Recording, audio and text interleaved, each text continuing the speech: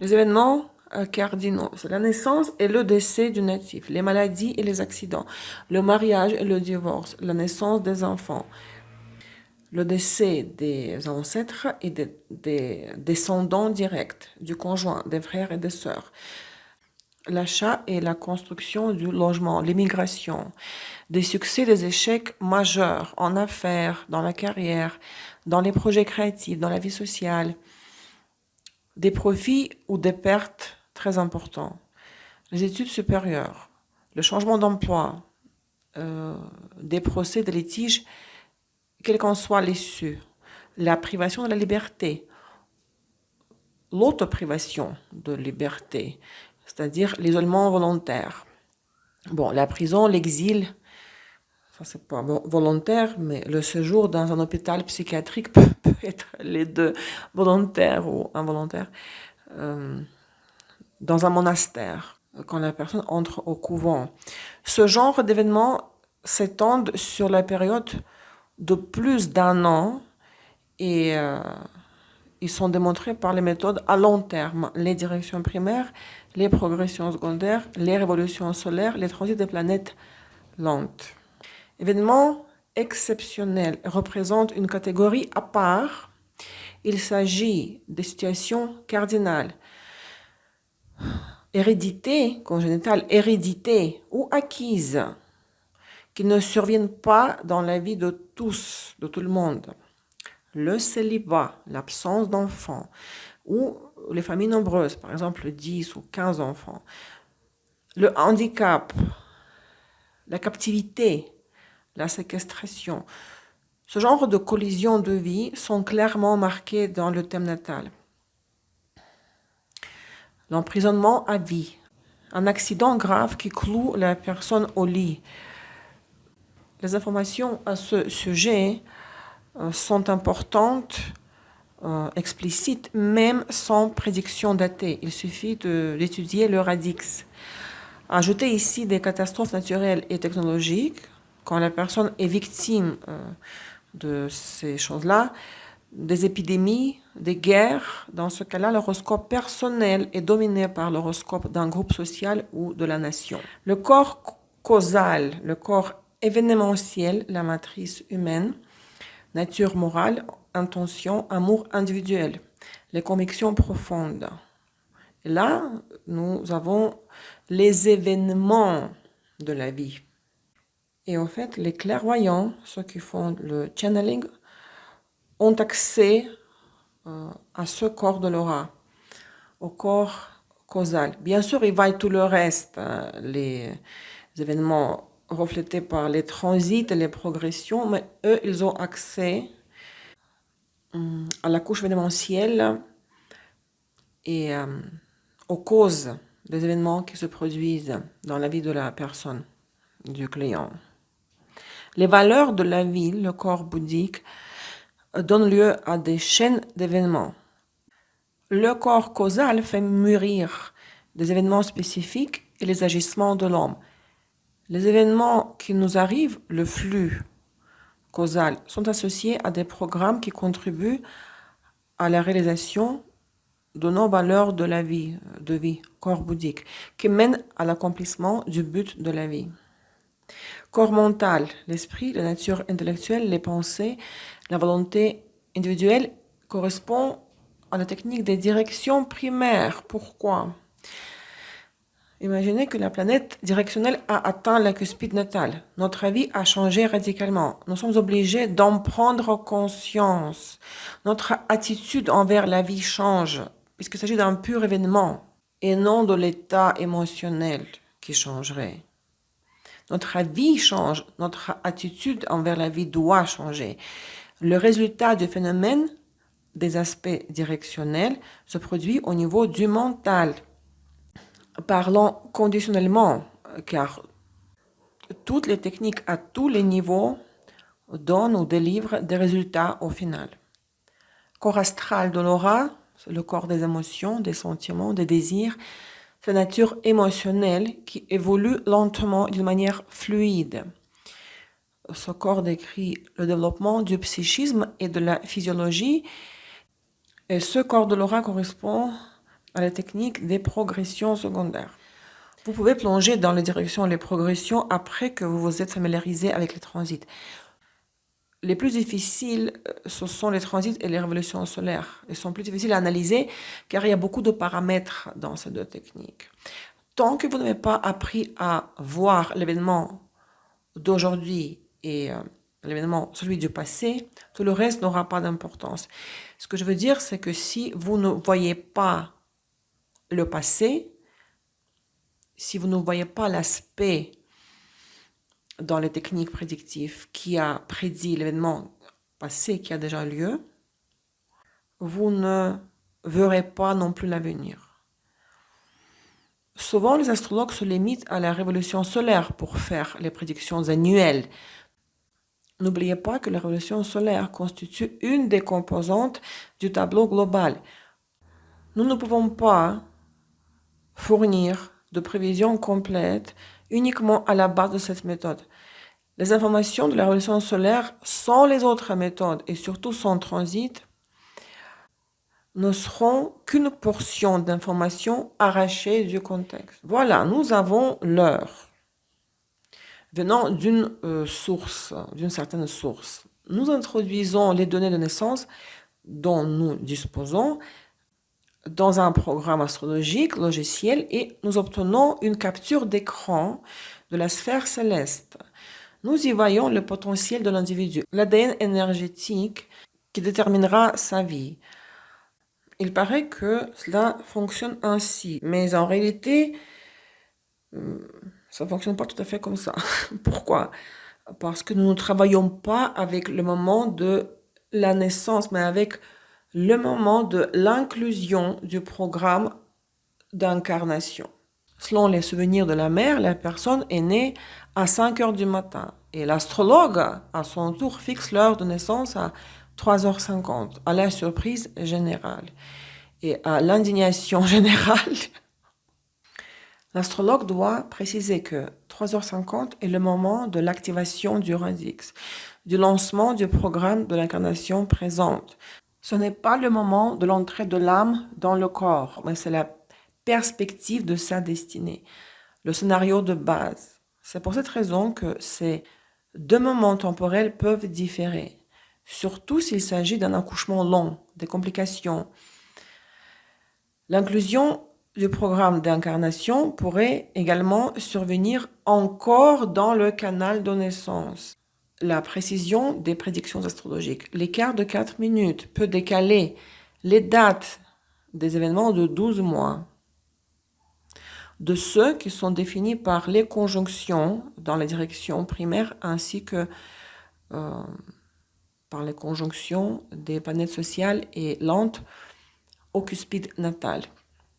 Pour l'analyse du radix, l'écart ne change pas grand-chose si les cuspides restent dans les mêmes signes et si les planètes restent dans les mêmes maisons. Mais pour les prédictions, la position des cuspides dans les degrés des signes est primordiale.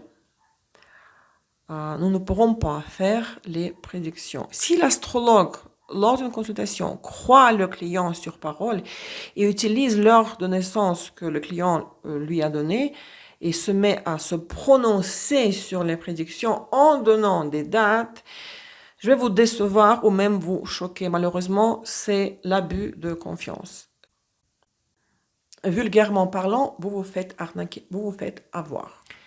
La deuxième vérité sur la rectification est que il est difficile de rectifier les enfants et les adultes sans événements.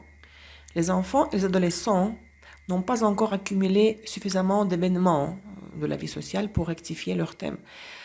Pas un seul événement remarquable n'arrive, par exemple, avant l'âge de 10 ans.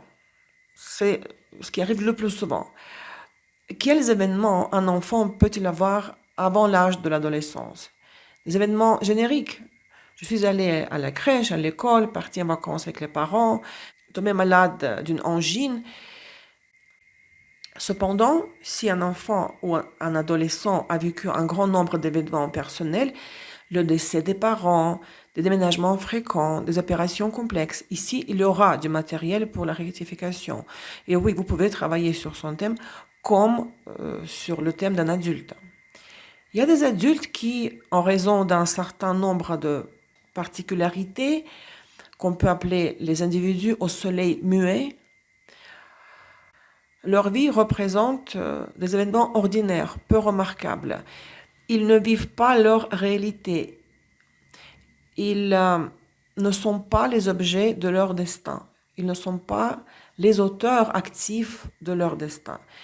Et le monde, avec le cours naturel des événements, ne peut pas s'aligner à eux. Ces personnes vivent comme des gens ordinaires passant par des événements standards. École, travail, collège, université, la grand-mère est morte, le chat est mort. Bon, il existe peu de ce genre de personnes. La liste des événements significatifs. Dans la vie du natif, des changements majeurs, des événements extrêmes traumatisant le psychisme. Ici, nous travaillons uniquement avec les faits, avec les données factuelles. Le mariage, le divorce, la naissance des enfants, les changements d'emploi, les décès dans la famille, des proches, des traumatismes, des acquisitions majeures. Seulement des faits sans émotion. Il est très important de ne pas tomber dans le piège des projections du client, dans le piège de sa psychologie. Il faut éviter d'utiliser les données abstraites. Si le client a voulu, à une époque, et il vous en parle, changer d'activité, de domaine d'activité, de domaine de la réalisation sociale, de la profession, ce n'était pas les transits à la 10. C'est une question à poser à la lune. Nous opérons uniquement avec les événements et des faits. L'apparence et l'ascendant. Regardons le propriétaire du thème natal à rectifier. Son apparence donnera-t-elle des indices? Donc, nous allons rechercher le signe ascendant, le signe qui était sur l'ascendant, à la cuspide de la maison 1. Les planètes dans la maison 1 vont influencer l'apparence également. Il existe une technique distincte associée à l'étude de l'apparence humaine. Il existe entre autres toute une section qui s'appelle astrophysionomie. Astrophysionomie. Elle est accessible plus facilement aux personnes à l'hémisphère droit du cerveau actif. Esprit d'observation, l'imagination et la pensée associative sont requis. Mais la vision de l'apparence est subjective pour beaucoup de personnes. Cela peut être une projection psychologique après tout. Quand je dis pour beaucoup de personnes, je parle des astrologues. Pas tous les astrologues ressentent intuitivement l'ascendant ou la planète sur la cuspide de la maison 1. Peut-être que nous ne voyons pas l'ascendant, mais les luminaires. Nous devons donc être extrêmement prudents. De plus, vous ne devez dans aucun cas chercher à attribuer l'ascendant à vous-même. Cela causera beaucoup de problèmes. Oui, j'ai l'ascendant en Lion, mais je ne le ressens pas. Il n'y a pas de psychologie dans le signe ascendant. Le dernier décrit comment le monde, les autres vous voient. Ascendant peut ne pas être réalisé et vous allez diffuser, entre guillemets, l'essence de vos luminaires que vous ressentez toujours, que ce soit au pôle supérieur ou sur le pôle inférieur. Lors de la rectification, nous ne pouvons pas nous fier à 100% à notre perception personnelle, car elle peut être causée par d'autres facteurs du thème. Vous pouvez percevoir la personne comme quelqu'un de pratique, par exemple, pédantique, chiant, qui critique tout le temps, et mettre la Vierge sur l'ascendant. Peut-être que la personne aura ascendant en Capricorne, oui, cela implique un très grand écart dans le menu de naissance. Mais bon, c'est un exemple. Peut-être que la personne aurait la lune en Vierge ou la lune en conjonction avec Mercure. Vénus, Mercure, Saturne sont aussi des planètes pratiques. En fait, il faut combiner le ressenti intuitif, perception intuitive de l'apparence de l'ascendant avec les calculs, avec la méthode, le fil des événements. On en parle plus loin. Donc, les directions primaires. Comment rechercher un événement dans une prédiction rétrospective? Dans les directions primaires, nous mettons en évidence tous les aspects les plus étroits. Puis nous regardons les maisons lesquels peuvent être en rapport avec la formule événementielle et lesquels ne le sont pas. Les directions primaires personnifient l'activation des axes des maisons. Nous considérons les directions primaires des planètes à toutes les cuspides natales et inversement, les directions primaires des cuspides à toutes les planètes natales. Nous notons avant tout les conjonctions et les carrés, impliquant les angles, les maisons angulaires, dans l'ordre des priorités suivants. L'aspect auquel nous accordons la priorité, ce sont les conjonctions. Ensuite viennent les carrés et ensuite les oppositions aux maisons opposées. On résume. Planète directionnelle a conjoint la cuspide natale. Planète directionnelle a formé un aspect étroit entre partiles allant jusqu'à 2 ou 2 degrés et demi. La cuspide directionnelle a conjoint la cuspide ou planète natale. Et n'oublions pas les oppositions aux cuspides des maisons opposées. Un astrologue expérimenté peut effectuer la rectification dans sa tête si la marge de l'heure de naissance est de plus ou moins 15 minutes. En comptant les degrés jusqu'à la conjonction de la cuspide directionnelle à la planète dans une maison. La lune directionnelle a conjoint la cuspide de la 4. Cela donnait un déménagement, une relocalisation. La lune directionnelle a conjoint la cuspide de la 5 et cela a donné la naissance d'un enfant. Le soleil directionnel a conjoint la cuspide de la 7, cela a donné un mariage. Les conjonctions dans les directions primaires activent énormément d'événements dans la vie du natif. C'est l'aspect qu'on doit chercher en premier. Prenons un événement significatif de la vie, par exemple un mariage. Nous faisons nos suppositions au sujet des maîtres possibles de la formule. Quels aspects directionnels, et ceux de transit aussi, pourraient indiquer cet événement? La formule très fréquente du mariage est la conjonction de la cuspide directionnelle de la 7 à la planète dans la 7. Révolution solaire confirme la tendance de l'année. La maison natale remplie aide lors d'un grand écart de plus d'une heure.